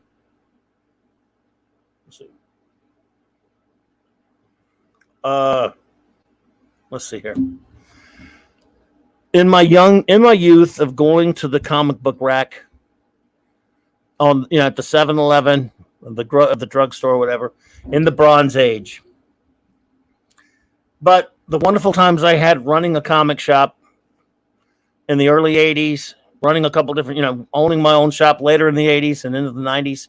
The 80s were probably the most fun I've ever had as a comic book collector, because I made so many great friends, had so many great times, and there were some brilliant comics in the 80s. Iconicon, which was put on by my wonderful retro blasting friends a few months ago. I was honored to host a panel on my channel for called comic shops of the 80s. And we talked a lot about that. That's something that I could talk about forever. I know D-Bud, was in the business in the 70s and 80s as well. That was just such a remarkable time. There's so many great comics, so many great memories. Well, I love the art form. And because I'm a lot older, I have a lot of friends who really cherish the 90s. What's up, the great Captain is Decker, the Replicant Spot. Good to see you, brother. Always a pleasure. But so when the 90s rolled around, and I was still working, and I didn't have my shop anymore, but I was running another shop for someone else. I really can't. I don't know. I started getting disenchanted, and I hated most mainstream comics in the 90s. But there were still some great alternative books. I loved the early 90s Valiant comics. For a while, those were great. They were considered mainstream, I guess, but they were still direct sales comic shops. So Yeah, the ages are what they are, if you know what I mean. Dadman Walking says, I cannot thank you enough for the recommendation of Green Lantern, the animated series, and First Flight. Ah, are you enjoying those?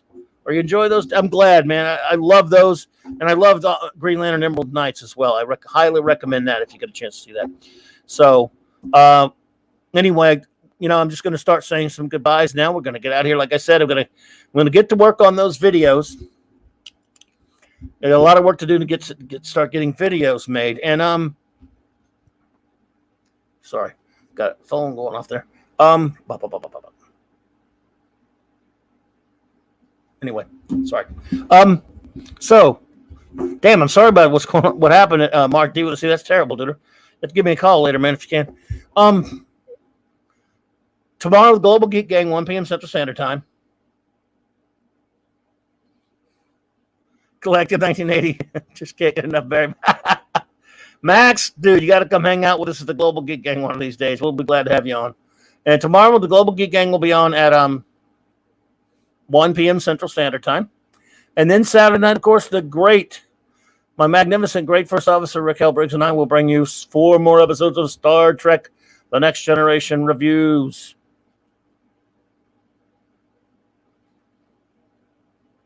Let's see.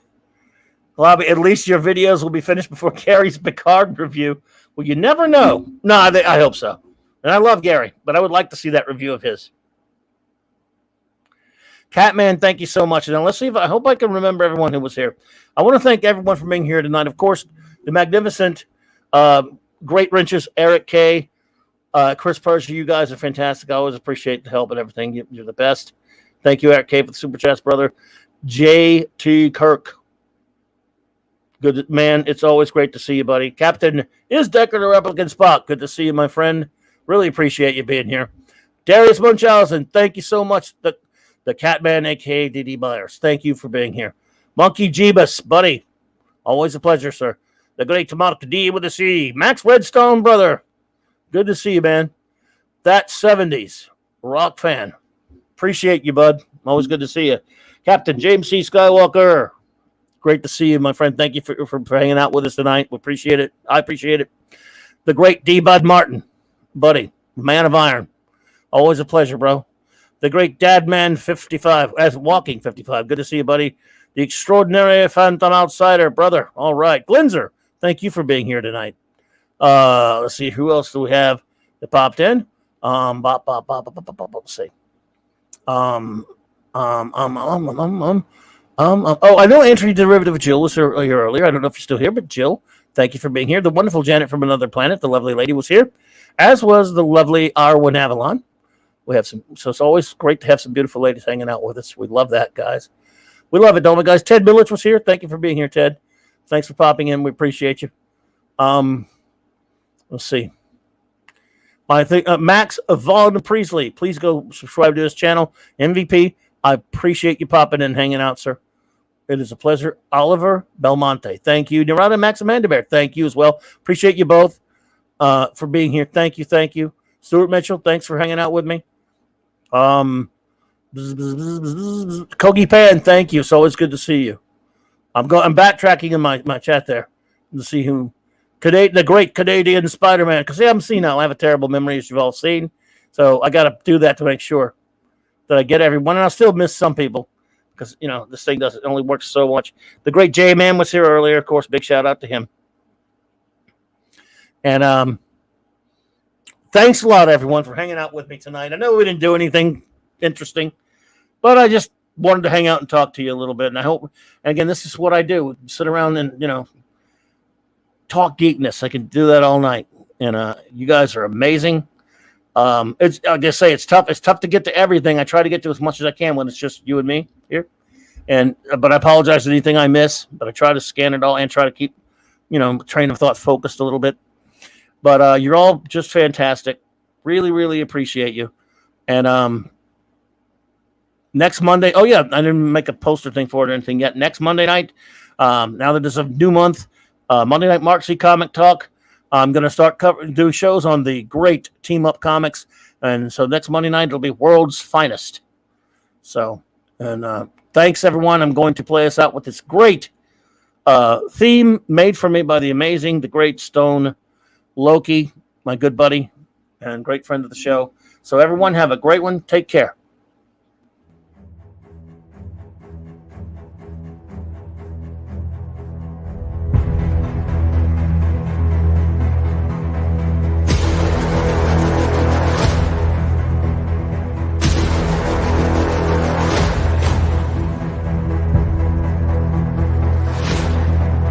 Yes, Canadian, I'm home, buddy. Thank you.